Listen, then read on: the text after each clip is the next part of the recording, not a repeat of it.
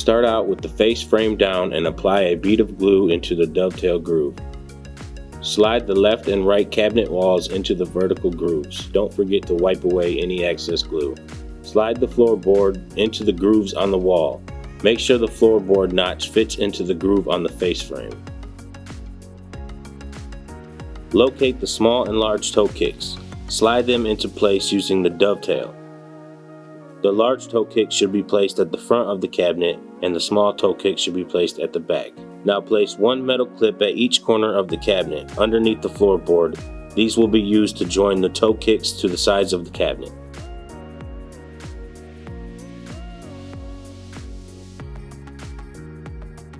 Set your cabinet upright and slide the back wall into place using the grooves.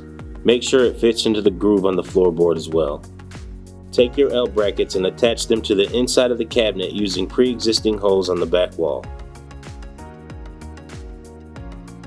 Now you want to place a corner bracket in each corner of the top of the cabinet.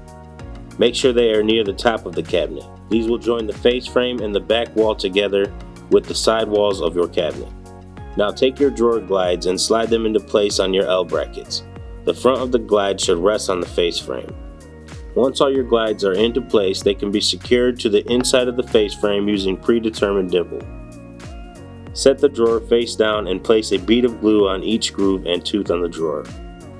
Using a rubber hammer or a clamp, attach the drawer side to the drawer front via the dovetail.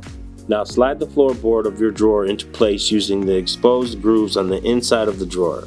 Now place the back of the drawer in place and connect it using the dovetails. Make sure the floorboard fits into the groove on the back of the drawer and push it together. Find your glide connectors and place them underneath the drawer in the front corners. Make sure the triggers are facing inward and fasten them down using 4 screws each.